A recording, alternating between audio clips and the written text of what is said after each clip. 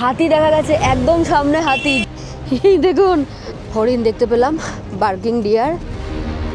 পেছনটা দেখতে পাচ্ছেন তো কিরকম সবুজের আলাদা আলাদা শেড চোখে পড়ছে। রাস্তাটা কতটা সরু দেখুন। শীতের শুরুতেই আমরা গিয়েছিলাম লাটাগুড়িতে। এক দারুণ সুন্দর রিসর্টের খোঁজ পেয়েছি, সেখানেই থাকার জন্য গিয়েছিলাম। রিসর্টটা একেবারে লাটাগুড়ির মেন রোডের ওপরে অবস্থিত। এখান থেকে বাজার একেবারে কাছে, আর রিসর্টের পরিবেশ অসাধারণ। রিসর্টের ঠিক পেছনেই রয়েছে জঙ্গল, তাই সারা দিন বাদর, বিভিন্ন রকমের পাখি, সমস্ত কিছুর আনাগোনা লেগেই রয়েছে রিসর্টে। দুটো দিন ভীষণ ভালোভাবে প্রকৃতির মাঝখানে কাটিয়েছি আমরা। ডুয়ার্সে যাব আর জঙ্গল সাফারি করব না তা তো হতেই পারে না। গরুমারার জঙ্গলে জিপ সাফারি করেছিলাম আমরা, তার অভিজ্ঞতাও রয়েছে এই ভিডিওতে। বেশ কিছু বন্য জীবজন্তুকেও দেখতে পেয়েছি, সমস্তটাই শেয়ার করব এই ভিডিওতে। তার সাথে থাকবে এই রিসর্টে থাকার খরচা, কলকাতা থেকে কিভাবে পৌঁছবেন, আর কোন কোন জায়গা ঘুরে দেখবেন, সমস্ত তথ্য। সঙ্গে থাকুন আর ভিডিওটা স্কিপ না করে শেষ পর্যন্ত দেখুন।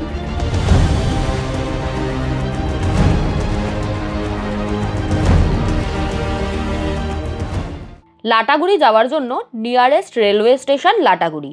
তবে লাটাগুড়ি স্টেশন পর্যন্ত কোনো ট্রেন যায় না কলকাতা থেকে। সেক্ষেত্রে নিয়ারেস্ট জাংশন হলো নিউ মাল জাংশন। কলকাতা থেকে একটি মাত্র ট্রেন রয়েছে 13149 কাঞ্চনকন্যা এক্সপ্রেস। ট্রেনটা রাত 8:30 নাগাদ শিয়ালদহ স্টেশন থেকে ছাড়ে এবং পরের দিন সকাল 9:18 নাগাদ নিউমাল জাংশনে পৌঁছানোর কথা। সমস্ত ভাড়ার ডিটেলস স্ক্রিনে দিয়ে দিলাম, চাইলে দেখে নিতে পারেন। এই ট্রেনটা ছাড়াও আরও অনেকভাবে আপনারা লাটাগুড়ি পৌঁছতে পারেন।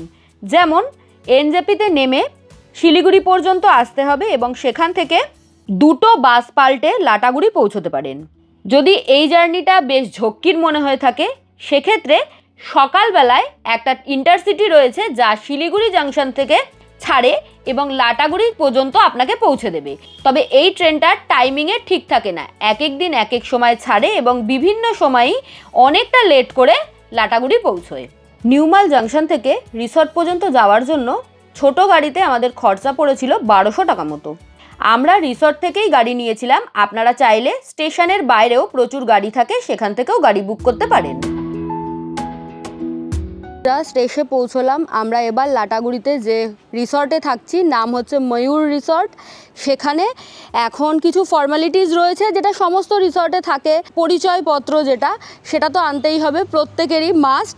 তো চলুন ভেতরে গিয়ে ফর্মালিটিসগুলো তাড়াতাড়ি কমপ্লিট করি, কারণ একটু ফ্রেশ না হলে আর ভালো লাগছে না। যা বুঝতে পারছি এটা ওনাদের ডাইনিং কাম রিসেপশন একসাথে। রিসর্টটা না ভীষণ সুন্দর, আর সেই কারণেই আমার পছন্দ হয়েছে। একদম রাস্তার ওপরে, সবটাই ঘুরিয়ে দেখাবো। আগে যেটা বললাম, একটু ফ্রেশ হয়ে নিই। ভাবলাম রুম যখন দেখাবোই বাইরে থেকেই দেখাই। বাইরে এরকম সুন্দর একটা বড় ব্যালকানি টাইপের রয়েছে, আর এই যে কটেজটা, এখানে টোটাল 3টে রুম রয়েছে। আমরা এই রুমটা 112 নম্বর রুমটা পেয়েছি। লোকেশনটা জাস্ট ওয়াও, একদম মেন রোডের ওপরে। এই হলো রুম, আসুন। বেশ বড় মাপের একটা রুম। ঢুকেই যে জিনিসটা নজর কাটছে সেটা হলো এখানে সুন্দর সোফা এবং টেবিল, বসার একটা দারুণ সুন্দর কোজি ব্যবস্থা। এছাড়া এখানে তো বেড রয়েছেই এবং বেডের ওপরে সমস্ত বেসিক প্রয়োজনীয় জিনিসপত্র, উল্টে কিছু এক্সট্রা জিনিসও চোখে পড়ছে আমার। যেরকম এখানে চাদর দিয়েছে, এক্সট্রা কুশন তো দিয়েছেই, আর এখানে কিন্তু টাওয়াল রয়েছে আর এই যে ডেন্টাল কিট রয়েছে।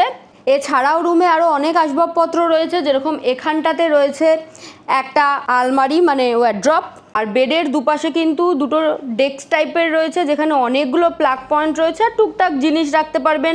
এছাড়া ড্রয়ারও রয়েছে। খাটের পেছনে যে ছবিটা, ওটা ডুয়ার্সকে মাথায় রেখেই বানানো, এত সুন্দর লাগছে, ঘরে ঢুকলেই ওরাই নজর কাড়ছে। এদিকে প্যানেল করে টিভি রাখার ব্যবস্থা করা রয়েছে, তার সাথে একটা ড্রেসিং টেবিল রয়েছে, আর নিচে বেশ ড্রয়ার রয়েছে, প্রয়োজনীয় জিনিসপত্র আপনারা রাখতে পারবেন। ফ্যান আর এসি রয়েছে।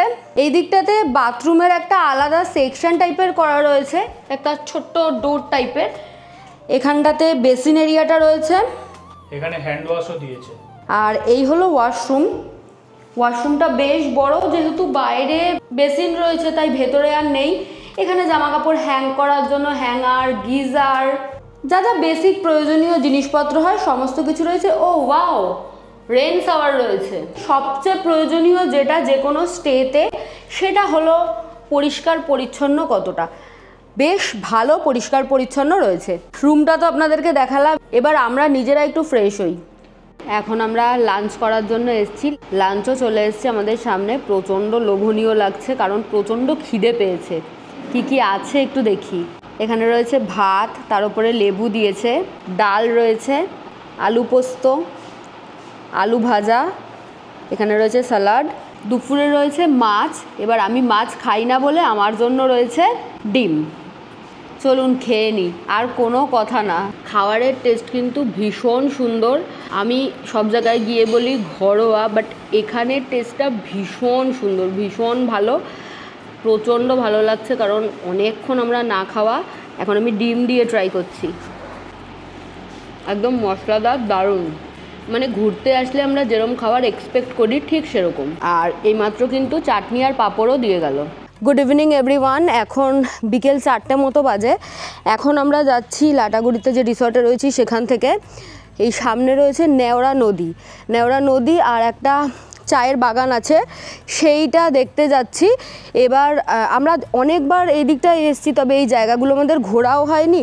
আর ঘরে বসে বোর হওয়ার থেকে আমাদের মনে হলো এই জায়গাগুলো ঘুরে আসা ভালো। টোটো এসছে, চলুন দেখি কতক্ষণ সময় লাগে। বললামই আমাদের জন্য একদমই নতুন। চলুন। প্রথমে কোথায় যাবো দাদা আমরা? নদী, নেওড়া নদী। আমাদের রিসর্ট থেকে আমরা প্রথমে যাবো নেওড়া নদী। বিকেলবেলায় আশেপাশটা ঘুরে দেখার জন্য যে টোটো আমরা বুক করেছিলাম তাতে খরচা পড়েছিল 650 টাকা মতো। সিজন অনুযায়ী বা চাহিদা অনুযায়ী এই ভাড়ার সামান্য হেরফের হতে পারে। নেওড়া নদীর ধার থেকে সূর্যাস্ত যাওয়াটা দেখতে এত সুন্দর লাগছিল যে আমরা বেশ অনেকক্ষণ এখানেই সময় কাটালাম।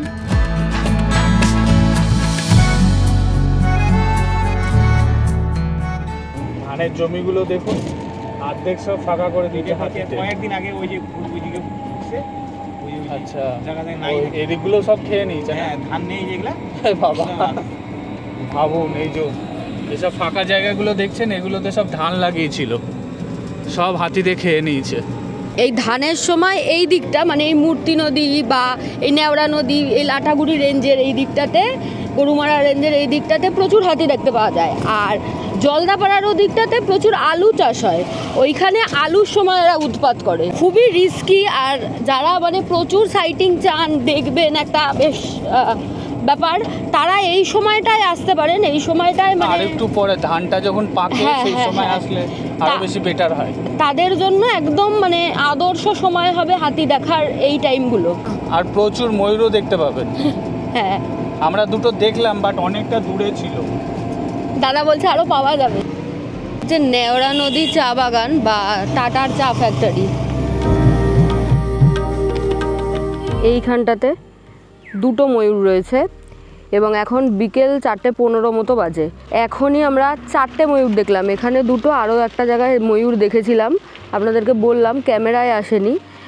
ভাবুন ওরা এখানে কতটা সেফ ফিল করে।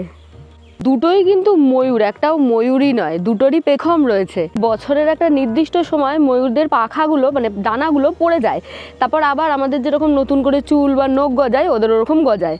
ওই জন্য এই সময় ময়ূরদের যে পেখমগুলো সেগুলো বেশ ছোট ছোট থাকে, এটা জানতাম না আমি। একটা সুন্দর চা বাগানে নেমেছি আমরা। এখানে সুন্দর আমরা ফটো তুললাম। সানসেটটা এখান থেকে খুব ভালো দেখতে পাওয়া যাচ্ছে, বেশ ভালো লাগছে। চা বাগানটা বিশাল বড়, অনেকটা এরিয়া নিয়ে। তো আমরা আর ভেতরের দিকে ঢুকিনি, সামনের দিকেই রয়েছি, টুকটাক ফটো তুললাম। পুরো চা বাগানটা ফাঁকা। এবার আপনারা যেতেই পারেন, কিন্তু বেকার একা একা এভাবে না যাওয়াই ভালো। আর এই চা বাগানটায় শুধু যে চা গাছ রয়েছে তা নয়, চা গাছের সাথে সাথে গোলমরিচের গাছও রয়েছে। এই দিকটায় আমি দেখাই তাহলে বুঝতে পারবেন। এই যে গাছের নিচে ঝোপঝাড় মতো দেখতে পাচ্ছেন, এগুলোই হচ্ছে গোলমরিচের গাছ। পাতাগুলো না অনেকটা পান পাতার মতো দেখতে, পুরোটা নয় অনেকটা। এই যে দাদা এই ঘাসটা ছিঁড়ে এনে দিল আমাকে, এটা লেমন গ্রাস মনে হচ্ছে আমার। গন্ধটা জাস্ট মাসমারাইজিং, দারুণ গন্ধটা, ভীষণ সুন্দর। আপনাদের গাছটা দেখায়, দেখুন কতটা বড় গাছ। এটা হচ্ছে লেমন গ্রাসের গাছ। আপনাদেরকে যে চা বাগানটা দেখালাম এতক্ষণ ধরে, এই চা বাগানটার নাম হচ্ছে নেওড়া টি স্টেট। এখানে হাতির পায়ের ছাপ রয়েছে। এই ধান ক্ষেতগুলোতে আসে, ধান খেতে তছনছ করে দিয়ে যায়।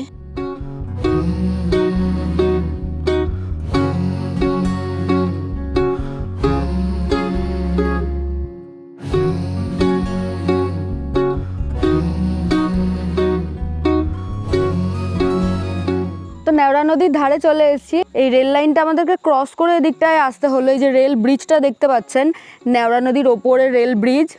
এদিকে খুব একটা ট্রেন চলাচল করে না। যাই হোক, এবার নিচে যাব। নিচে না এই দিকটা পুরো বালি দেখছি, সাদা বালি। চলুন। এই নদীর ওই পারটাই হচ্ছে ডেন্স ফরেস্ট। ওই সামনেটায় আপনাদেরকে দেখাচ্ছি। এই যে দেখুন, এইখানটাতে হাতি নাকি জল খেতে আসে। আমরা এই ধারটাতে যাব। জায়গাটা জাস্ট অসাধারণ। আমরা কেন এত দিন আসিনি জানি না। আর এই যে রেল ব্রিজটা দেখুন, এখান থেকে যদি ট্রেন যায় কি অপূর্ব লাগবে, একবার ভেবে দেখেছেন? দারুণ সুন্দর। নদী কিন্তু ভীষণ চওড়া আর ভালো স্রোত আছে, বেশ ভালো লাগছে। তবে বেশিক্ষণ না থাকাই ভালো, সন্ধে পর্যন্ত অন্তত না থাকাই ভালো। আর যেহেতু এখন এদিকটাতে ধানের সময়, তাই বলছে যে 8টা বেজে গেলেই এখানে প্রচণ্ড রিস্ক, মানে হাতি বেরোচ্ছে। তাই আমার মনে হয় নিজের সেফটি সবার আগে, তাই সন্ধে না করাই ভালো।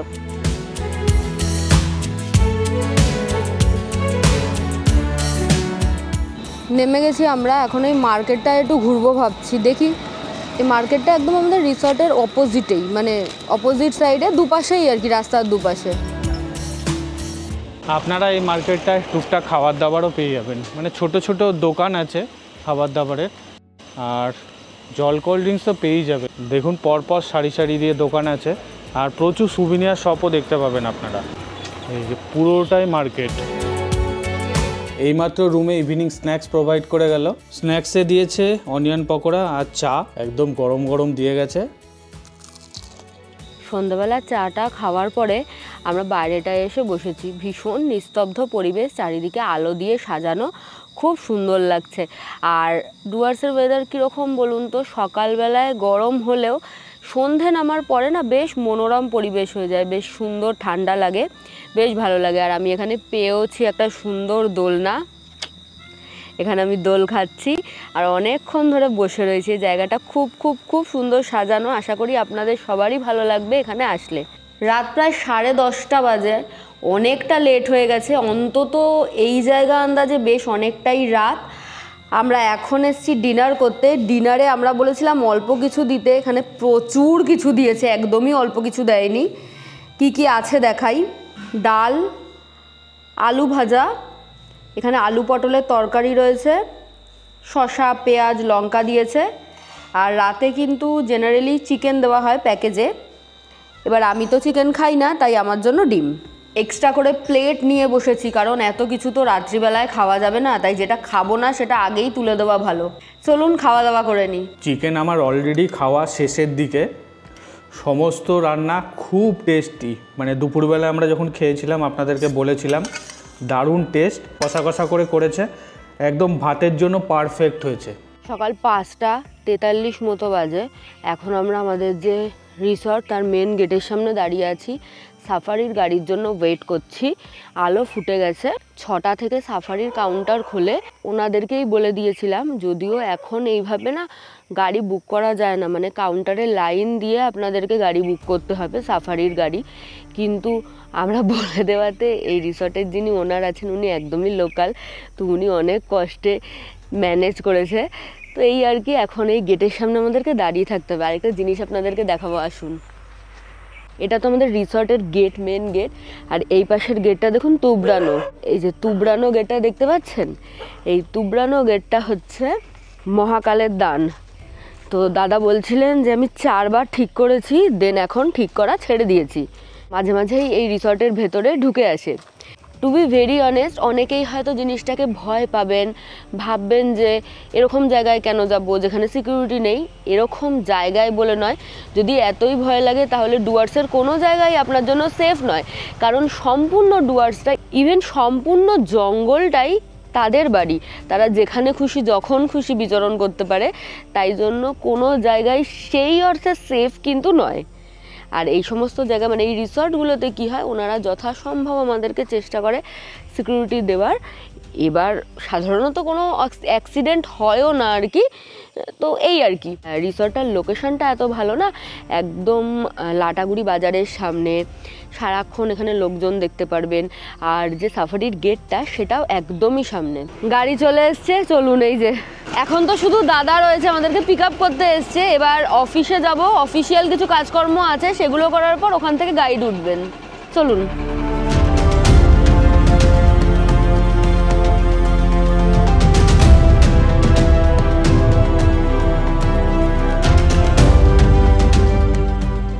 ফর্মালিটিস সব কমপ্লিট। সাফারি গেটের উল্টো দিকে একটা রাস্তা আছে জঙ্গলে ঢোকার, এই রাস্তা দিয়ে আমাদের সাফারি শুরু হলো। আর যেহেতু এবছর বর্ষাটা অনেক লম্বা, তাই জঙ্গল একদম আলাদাই গ্রিনারিতে ভরা, ঢোকা মাত্রই সেটা ফিল করা যাচ্ছে। চলুন, আগে আগে তো আরও কিছু দেখাবোই। অবশ্যই দেখতে পেলে একদম না, গ্রিনারি তো অবভিয়াসলি দেখতে পাবো। জঙ্গল সাফারি করার জন্য দিনের বিভিন্ন সময় বেশ অনেকগুলি স্লটে গাড়ি চলে থাকে, তবে সবচেয়ে ভালো সময় হচ্ছে একেবারে মর্নিংয়ের স্লটটা এবং একেবারে দিনের শেষে মানে সন্ধেবেলার স্লটটা। আমরা গিয়েছিলাম মর্নিং স্লটে, খরচা 2200 টাকা মতো পড়েছিল। একটা গাড়িতে 6 জন যেতে পারেন। আর রাতের স্লটে মানে সন্ধেবেলার স্লটে এই সম্পূর্ণ সাফারির সাথে একটা আদিবাসী নৃত্যও থাকে অ্যাড অন করা, তার জন্য গাড়িতে খরচা পড়ে 2700 টাকা মতো। জঙ্গলের ভেতরে বেশ ভালো ঠান্ডা, মানে জঙ্গলের বাইরের ওয়েদার আর জঙ্গলের ভেতরের ওয়েদারের মধ্যে অনেক ডিফারেন্স থাকে, খুব ঠান্ডা লাগছে। এই যে এদিকে সূর্যি মামা উঁকি মারছে এই গাছগুলোর মধ্যে থেকে। আমাদের গাইড দাদা পেছনে। আপনার নাম দাদা? চঞ্চল দত্ত। আচ্ছা, দাদা বেশ ভালোভাবে গাইড করছে, অনেক গাছের নাম বলছে আমাদেরকে, দারুণ লাগছে। আপনারা অবশ্যই আসবেন গরুমারা ন্যাশনাল পার্কে, অবশ্যই সাফারিটা করবেন, কিছু দেখতে পান বা না পান জঙ্গলের মজাটা নেবেন। আমরা ডেন্স ফরেস্টের মধ্যে ঢুকে যাচ্ছি। আমাদের পেছনেও দেখুন কতগুলো গাড়ি আছে। আর জঙ্গলের মধ্যে ঢুকলেই না একটা আলাদা রকমের স্মেল ছাড়ে। রাস্তাটা কতটা সরু দেখুন। আমরা এখন যে জঙ্গলটার মধ্যে দিয়ে যাচ্ছি, মানে এই সাইডটায় না আসা হয়নি কোনো দিনও। সামনের নাকি একটা, এই যে কিছুদিন আগে বন্যা হলো, এই বন্যাতে নাকি সামনে একটা কালভার্ট ভেঙে গেছে, তো তার জন্য রুটটা দেখলাম চেঞ্জ হয়েছে। এই রুটটায় আমরা ফার্স্ট টাইম ঢুকলাম। খুব সরু রাস্তা দেখুন, আর এই যে গাছগুলো দেখুন কত সামনে, একদম মাথার সামনে ঝুলে থাকবে। তো যখনই মানে গাড়িতে উঠে দাঁড়াবেন অবশ্যই সাবধানে, না হলে মুখে চোখে লেগে যেতে পারে।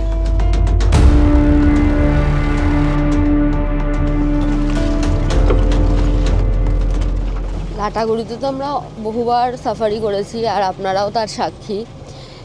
এই যে দিকটা নতুন একটা রাস্তা হয়েছে, হয়তো নতুন খুলেছে বলেই এই জায়গাটা এতটাই ন্যারো, জঙ্গল এতটাই কাছে যে একটা বেশ আলাদা রকম অ্যাডভেঞ্চার ফিল হচ্ছে। আর আমার পেছনটা দেখতে পাচ্ছেন তো কীরকম সবুজের আলাদা আলাদা শেড চোখে পড়ছে। জঙ্গল এই সময় সবচেয়ে সুন্দর, কতটা ঘন না? একদম। ময়ূর দেখতে পেলাম, যদিও গাড়ি দেখে ওরা চলে যায় ভেতরের দিকে।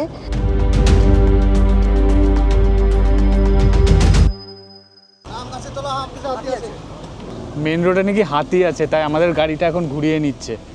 চলুন। আচ্ছা, হাতি দেখা গেছে, একদম সামনে হাতি। হাতি দেখছি আমরা। রাস্তাটা দেখ।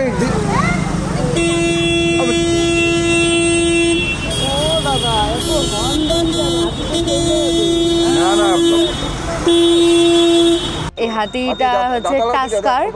দাদা বলছে প্রচণ্ড শান্ত স্বভাবের হাতি, তারপরে ওরা তো আসলে মেন অ্যাটাক করতে চায় না, অ্যাটাক করে, কারণ ওরা নিজেরা ভয় পায়। এই যে এখানে 15-16টা গাড়ি দাঁড়িয়েছিল, সবাই দেখার আশাই এসছে, সবাই চেঁচামেচি করছে। আজকে মাননীয় সিএম আসছেন এখানে ওই বন্যার জন্য, কিছু ইসের জন্য আর কি। তো সরকারি একটা গাড়ি যাচ্ছে, কন্টিনিউয়াসলি হর্ন বাজাচ্ছে প্যাঁ প্যাঁ প্যাঁ প্যাঁ করে। তো এই জিনিসগুলোকে আমরা চাইলেই অ্যাভয়েড করতে পারি, কিন্তু আমরা করি না। ওরা ডিস্টার্ব ফিল করে এই জিনিসগুলোতে আর কি। এটা কি হাতি দেখলাম দাদা? এটা আমরা একটা টাস্কার দেখলাম, বাংলা যেটাকে দাতাল বলি, আচ্ছা। এবং এটা দল ছুট, এটা একা একাই ঘুরে বেড়ায়। আচ্ছা, বিশাল বড় মাপে। আমাদের গাড়ি এখন এসে দাঁড়ালো হচ্ছে নেওড়া জঙ্গল ক্যাম্পের সামনে। এখানে গুটি কয়েক দোকান আছে, চা বিস্কিট আপনারা চাইলে খেতে পারেন। শৈলী ওখানে দাঁড়িয়ে আছে কুকুরকে বিস্কুট খাওয়াবে বলে, আর আমরা চাও খাবো। এখানে একটা ওয়াচ টাওয়ার আছে, ওয়াচ টাওয়ারটার ওপরে উঠি, চলুন। এই হলো ভিউ।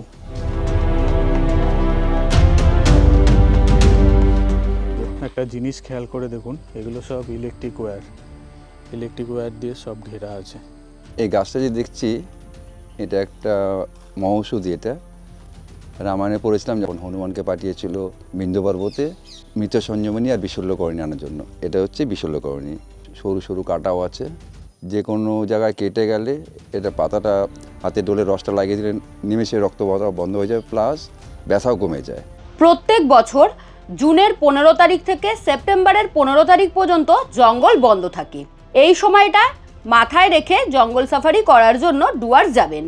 ডুয়ার্স ভ্রমণের আদর্শ সময় সেপ্টেম্বর থেকে মার্চ মাস পর্যন্ত, তবে সবচেয়ে ভালো সময় হলো শীতকাল। এছাড়াও বছরের বিভিন্ন ঋতুতে জঙ্গলকে বিভিন্ন রকম লাগে, তাই উপভোগ করতে যেতেই পারেন। এ বাবা, এই দেখুন। এবার আপনি ঠোঁটে লাগিয়ে নিন তো। এই না না না না, মনে হচ্ছে না রক্ত বেরিয়েছে আমার তালু থেকে।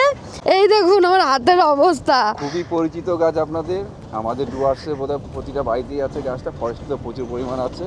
সেগুন গাছের পাতা এটা। ও, ওটা নিয়ে এবার ডললে রস বেরিয়ে আসে। হরিণ দেখতে পেলাম, বার্কিং ডিয়ার, যাদের আওয়াজগুলো আমরা জঙ্গলের কাছাকাছি থাকলে শুনতে পাই, সেই মনে হয় যেন কুকুর ডাকছে, সেই রকম।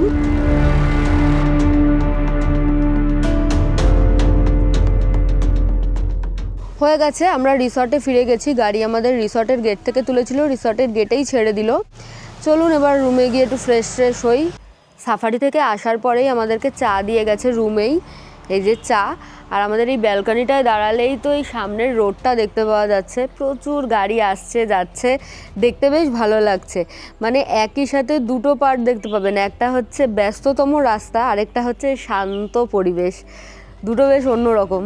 আমি তো এই সোফাটায় ব্রেকফাস্ট করতে বসেছি। ব্রেকফাস্টে রয়েছে গরম গরম ফুলকো ফুলকো লুচি, এখানে রয়েছে ছোলার ডাল আলু দিয়ে, আর মিষ্টি। এবার আমি কি করেছি, এই জানলাটা খুলে নিয়েছি, কারণ এরকম সুন্দর একটা প্রাকৃতিক পরিবেশ যেটাকে এনজয় না করলেই নয়। এই দেখুন এখানে এরকম আরামকে দাঁড়া করা রয়েছে, একদম লোহা দিয়ে ফিক্সড। তো এখানে বসে রোদ নেই, ওপরটা ছাওয়া, ভীষণ ভালো লাগছে। আমরা একটু রিসর্টটা এক্সপ্লোর করতে বেরিয়েছি, প্রচুর হাঁস, তার সাথে প্রচুর গেস্ট হয়ে এসছে বাঁদর, সমস্ত কিছু দেখছি আর কি। আর রিসর্টে কালকে তো সন্ধ্যেবেলা একটা দোলনা আপনাদেরকে দেখিয়েছিলাম, আজকে এইদিকে দুটো দোলনা আছে, সেগুলোও দেখাবো চলুন। এই যে লনটা না, এই লনটা ভীষণ সুন্দর, এই জায়গাটা খুব সুন্দর সাজানো। এই যে সুপারি বাগানটা, এটা এই রিসর্টেরই, মানে ওনাদেরই আর কি নিজস্ব। রিসর্টটা প্রচুর বড় জায়গা নিয়ে, যারা বড় টিম নিয়ে আসতে চাইছেন তাদেরও কিন্তু কোনো অসুবিধা হওয়ার কথা না। এই রিসর্টে না প্রচুর ধরনের গাছ আছে, আপনাদেরকে দেখায় কিছু কিছু গাছ। যেরকম এখানে আছে হর্তুকির গাছ, এটা আমি দেখেছি, এটা মানসে গিয়ে দেখেছিলাম আমরা। হর্তুকি এখন হয়ে নেই, এই যে গাছটা সামনে না একটা লাল চন্দনের গাছ আছে, সেটা দেখাবো। এই লাল চন্দন গাছ আমি কোনোদিনও দেখিনি। এটা হলো লবঙ্গর গাছ, এই দেখুন, এটা দারচিনি গাছ। আপনাদেরকে বলছিলাম লাল চন্দনের গাছ, এই হলো লাল চন্দন গাছ। আরও বিভিন্ন গাছ আছে, সমস্ত গাছের নাম বলতে গেলে ভিডিও অনেক লেন্দি হয়ে যাবে। এখন ডাইনিং হলে যাই, এখন লাঞ্চ করব, কারণ লাঞ্চ করার টাইম অলরেডি ওভার হয়ে যাচ্ছে। আর এদিকেও অনেক রুম আছে, এই যে এইদিকে আছে, এইদিকে আছে। আর আপনাদেরকে আগেই দেখিয়েছিলাম ডাইনিং হল। খাবার চলে এসছে। একটা জিনিস আমার ভীষণ ভালো লাগলো, সেটা হলো আমি নিজেই বলেছিলাম যে আমি ডিম খাবো না, কারণ আমার পরপর এরকম ফ্রিকুয়েন্টলি ডিম খেতে খুব একটা ভালো লাগে না আর কি। ওনারা বাড়িতে যা রান্না করেছেন সেটাই আমাকে দিয়েছেন। আজকে সোমবার, তাই ওনারা নিরামিষ খান, এবং যে আইটেমগুলো রয়েছে সেগুলো দেখে আমার টোটালি আমি যে বাড়িতে নেই সেটা আমি ভুলে যাচ্ছি। এখানে রয়েছে মূলো দিয়ে মটর ডাল, এখানে হচ্ছে গাঠি কচুর তরকারি, এটা হচ্ছে কুয়াশের ছেচকি ওনারা বললেন, এখানে কিছু একটা ভাজা দিয়েছে, বেগুনি বা আলু ভাজা হবে, এখানে রয়েছে শসা, পেঁয়াজ, লেবু, লঙ্কা এই সমস্ত। রাহুলকে মাছ দিয়েছে, ওকে জিজ্ঞাসা করেছিল, আর চাটনি দিয়ে গেছে। পাঁপড়টা কালকে ওনারা একটু পরেই দিয়েছিল, যেটা খুব ভালো লেগেছিলো আমাদের, কারণ এখন দিলে পুরো নেতিয়ে যায়। আর ভাত তো রয়েছেই। তো চলুন খাওয়া স্টার্ট করি। আর খাবারের কোয়ালিটি নিয়ে আলাদা করে বলার কিছু নেই, কারণ খাবার খুবই ভালো ওনাদের। এখন যেটা চোখে পড়লো সেটা হলো কমলালেবু গাছ, এবং কমলালেবু হয়ে আছে। এই রিসর্টে আমরা যে রুমে ছিলাম, রুমটা ছিল ডিলাক্স রুম। এসি দিয়ে এই রুমের ভাড়া পড়েছিল 1800 টাকা। খাওয়ার খরচা কিন্তু একেবারেই আলাদা। 4 বেলা খাওয়া নিয়ে পার হেড পার ডে 600 টাকা করে খরচা পড়েছিল আমাদের। ওনাদের এখানে বিভিন্ন ক্যাটাগরির রুম রয়েছে, রুমের ভাড়া শুরু হয়ে যায় 1200 টাকা থেকে। আমরা এই ট্যুরটা করেছিলাম হলিডে ভাইবস কলকাতার সাথে, যার ওনার সজলদা ভীষণই ভালো মানুষ। ওনারা ডুয়ার্স ছাড়াও আরও বিভিন্ন জায়গায় ট্যুর করিয়ে থাকে, যেমন লাভা, ঋষভ, জলদাপাড়া, আরও বিভিন্ন জায়গা। সম্পূর্ণ ট্যুরটা আপনারা চাইলে প্যাকেজেও বুক করতে পারেন, সেক্ষেত্রে খরচাটা অনেকটাই কম হয়। স্ক্রিনে আমি সজলদার নাম্বার দিয়ে দিলাম, যে কোনো প্রয়োজনে যোগাযোগ করতে পারেন। মর্নিং স্লটে সাফারি শেষ করে আমরা সারাদিন রেস্টই করেছি, তবে আপনারা চাইলে রিসর্টে ফিরে ব্রেকফাস্ট সেরে ঘুরে আসতে পারেন 7 পয়েন্ট। রিসর্টকে বলেই একটা গাড়ি বুক করে নিতে পারেন, আবার নিজেরাও গাড়ি বুক করে নিতে পারেন।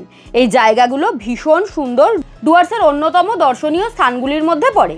7 পয়েন্টের মধ্যে কোন কোন স্পট পড়ে তার লিস্ট আমি স্ক্রিনে দিয়ে দিলাম। এই ট্যুরটা করতে ছোট গাড়িতে অ্যাপ্রক্সিমেটলি খরচা পড়ে 3300 থেকে 3500 টাকা মতো। এবার কতটা আপনি বার্গেনিং করছেন বা কোন সময় যাচ্ছেন, কীরকম সিজন রয়েছে তার উপরে তো ভাড়া ডিপেন্ড করবেই। এছাড়া বিকেলবেলা আপনারা ঘুরে আসতে পারেন, কাছেই রয়েছে গাজলডোবা এবং তিস্তা ব্যারেজ, সেখান থেকে এই জায়গাটাও বেশ সুন্দর। এখন আমাদের স্ন্যাক্স দিয়ে গেছে, ইভিনিং স্ন্যাক্স। কালকে তো পেঁয়াজি দিয়েছিল, আর আজকে দিয়েছে ফ্রেঞ্চ ফ্রাই। ডিনার করার জন্য ডাইনিংয়ে এসেছি। আজকে বেশ তাড়াতাড়ি ডিনার করছি, কারণ আমাদের সকাল সকাল এখান থেকে চেক আউট করার কথা, আর আজকে আমরা স্পেশালি বলেছি যে আমরা একদম ভেজ খাবো। Good morning everyone. লাটাগুড়িতে আজকে আমাদের লাস্ট ডেও নয়, এক্ষুনি বেরিয়ে যাব। এখন সকাল 6:28 বাজে। আমরা তো হলিডে ভাইবসের থ্রুতে লাটাগুড়িতে এই রিসর্ট বুক করেছিলাম, এবং আমাদের ভীষণ ভালো লেগেছে এখানে স্টে। আমরা ভীষণ স্যাটিসফাইড। চলুন এই ভিডিওটা এখানেই শেষ করছি। আশা করছি ভিডিওটা ভালো লেগেছে। ভালো লাগলে please do like, share and subscribe Shoily's lifestyle. Thank you for watching.